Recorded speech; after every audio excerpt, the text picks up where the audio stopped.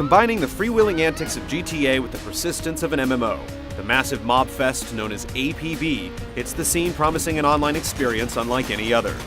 Is taking up arms in this rough and lawless land as glamorous as it seems? ¡Ay, mucha mierda! ¡Mucha mierda aquí!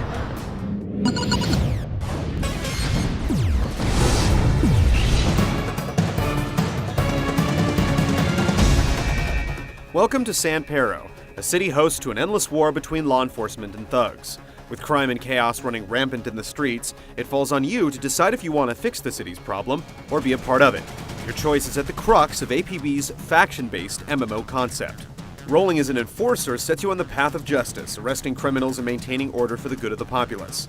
The criminal lifestyle, on the other hand, isn't quite as altruistic. You'll get most of your kicks from running amok all over the city, robbing denizens in plain daylight. Get off me, you sicko! Where these two disparate playstyles meet in the middle is through the eponymous APB.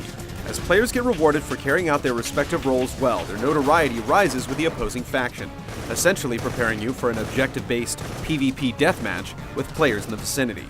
Being that there are no AI enemies in the game to speak of, the idea of a completely player-run combat environment is intriguing, but definitely succumbs to a few pitfalls. The matchups are frequent, but often with players that grossly outgear or outlevel you.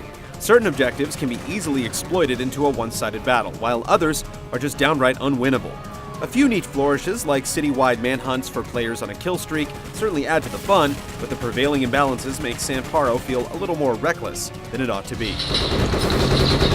While the emphasis is rightly on the shooting, the exterior MMO elements surrounding APB's PvP skirmishes are definitely thin compared to most. There are only 3 major districts in the game, 2 of which you actually play in, making world exploration something of a limited endeavor. If you haven't roused the attention of the other side yet, the solo activities are little more than uneventful fetch quests, built around the context of earning favor with various contacts around the city. Considering that you don't level up or traverse vast new zones in the traditional sense, the sole imperative of grinding for new guns and gadgets definitely runs its course quickly. All too often, it feels as if you're waiting for something cool to happen, rather than initiating it on your own. APB has its redeeming qualities, though. When it works, the game's dynamic objective-based PvP provides some genuinely entertaining moments. And if you've got an appetite for customization, you'll definitely find an outlet for it here. There's also an alternative pay-to-play model for people with busier schedules, which can further lessen the required time investment. All this, of course, comes with a game that still feels largely like a work in progress. As with most fledgling MMOs, the developers are promising that future patches will address some of the issues that players are encountering in the game's early stages. But as is, APB is quite rough around the edges. Anda, déjame aunque sea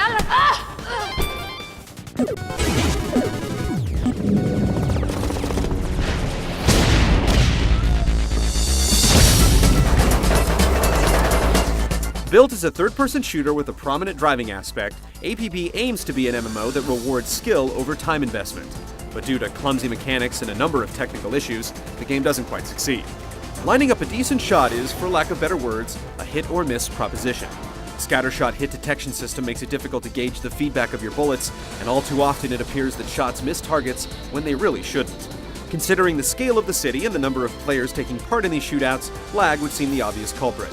The generally loose shooting mechanics, however, point to a more fundamental problem. It's obvious that APB is shooting for something big, but the game's still far from the mark. It's often a combination of the tech and hardware just not being there, but even if you muster up a rig to shoulder the game's recommended specs, APB's shooting and driving systems only feebly imitate the games they're trying to emulate.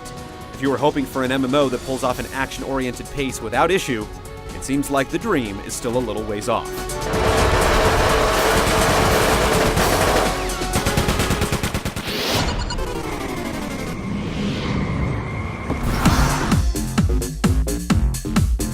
If there's anything the incredibly detailed character customization step has shown us, it's that APB can look pretty darn good, but the game takes some aggressive measures in limiting the graphics of your system isn't quite up to par.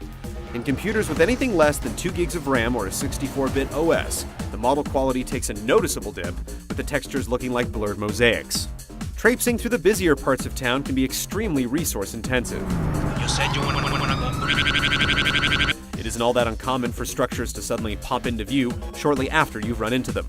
Needless to say, APB's demanding system requirements certainly don't help its prevailing list of shortcomings. But if you like music, It's got plenty of it, with GTA-style radio stations, as well as in-game voiceover IP support. So Ghost. Oh my gosh. Shut up. Swear to God. APB's good points can't be ignored. It's got the best spread of customization features this side of City of Heroes, and the idea of a player-driven combat environment is certainly appealing. But the multitude of design and technical issues hamper the fundamental gameplay and make it hard to enjoy without some serious compromise. Maybe one day, it'll be patched to a level where it can do justice to its ambitions. It's nowhere near there yet, though.